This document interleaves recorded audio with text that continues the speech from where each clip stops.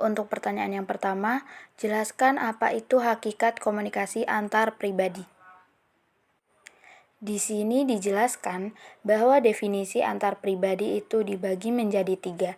Yang pertama, definisi berdasarkan komponen, merupakan penyampaian pesan oleh satu orang dan penerima pesan oleh orang lain, atau sekelompok kecil orang, dengan berbagai dampak dan dengan peluang untuk memberikan umpan balik. Yang kedua, definisi berdasarkan hubungan diadik, merupakan komunikasi yang berlangsung antara dua orang yang mempunyai hubungan yang mantap dan jelas. Untuk yang ketiga, definisi berdasarkan pengembangan, merupakan komunikasi yang dimulai dari komunikasi yang bersifat tak pribadi menjadi komunikasi pribadi. Untuk soal yang kedua, apa itu unsur-unsur dalam komunikasi antar pribadi? Yang pertama, yaitu komunikator, merupakan pihak yang bertindak sebagai pengirim pesan dalam proses komunikasi. Tidak hanya berperan sebagai pengirim pesan saja, akan tetapi juga memberikan sebuah respon atau tanggapan dan jawaban dari proses komunikasi, baik itu secara langsung maupun tidak langsung. Untuk yang kedua, yaitu pesan atau informasi, merupakan keseluruhan apa yang disampaikan oleh komunikator. Pesan bisa berupa sebuah kata-kata, tulisan, gambaran, atau sebuah perantara lainnya. Mempunyai inti untuk mengarahkan pada usaha, mengubah sikap dan tingkah laku orang lain. Yang ketiga, sarana komunikasi atau channel dapat disebut dengan media yang digunakan sebagai penyalur pesan dalam sebuah proses komunikasi. Pemilihan sarana atau media tergantung pada sifat berita yang akan disampaikan. Yang keempat, yaitu komunikan atau receiver, merupakan sebutan bagi orang yang menerima pesan atau berita yang disampaikan oleh komunikator. Terdiri dari satu orang atau lebih dan bisa pula dalam bentuk kelompok. Komunikan merupakan elemen penting karena dialah yang menjadi sasaran komunikasi dan bertanggung jawab untuk bisa mengerti pesan yang disampaikan dengan baik dan benar. Untuk yang kelima, yaitu umpan balik atau feedback. Bisa diartikan sebagai jawaban komunikan atas pesan yang diberikan oleh komunikator kepadanya. Pada komunikasi yang dinamis, komunikator dan komunikan akan terus-menerus bertukar peran. Untuk unsur yang terakhir, yaitu dampak atau efek, merupakan perbedaan yang dialami oleh komunikan sebelum dan sesudah menerima pesan. Apabila sikap dan tingkah laku komunikan berubah, maka komunikator telah berhasil dengan baik.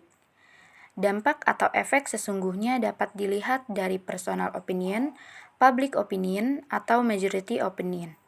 Namun, mengarah kepada perubahan yang terjadi pada komunikan setelah menerima pesan yang disampaikan oleh komunikator. Dan untuk selanjutnya, nomor yang ketiga, yaitu mengapa komunikasi dapat merubah sikap dan perilaku seseorang? Jawabannya, karena adanya hubungan interaksi antara individu yang satu dengan yang lainnya dapat mempengaruhi pola pikir seseorang, baik ke sifat yang positif maupun ke negatif. Di sini saya akan menjelaskan tentang hakikat komunikasi antar pribadi itu sendiri.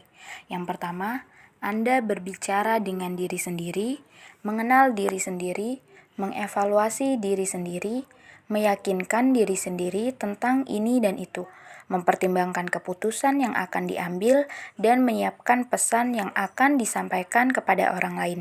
Contohnya, berpikir, melamun, dan lainnya. Untuk yang kedua, Anda berinteraksi dengan orang lain, mengenal mereka dan diri Anda, dan mengungkapkan diri sendiri kepada orang lain. Contohnya, dengan kenalan baru, kawan lama, kekasih, anggota keluarga, dan lainnya.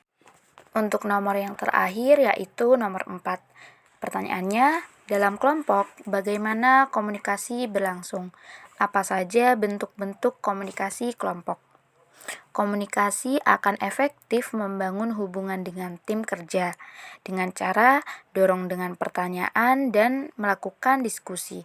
Gunakan bahasa tubuh dengan benar. Bentuk-bentuk komunikasi secara garis besar terdiri dari dua, yaitu komunikasi kelompok deskriptif, merupakan komunikasi yang terdapat dalam 3 bagian, yaitu kelompok tugas, kelompok pertemuan, dan kelompok penyadar yang masing-masing menggambarkan tahap perkembangan proses kelompok. Yang kedua, komunikasi kelompok preskriptif.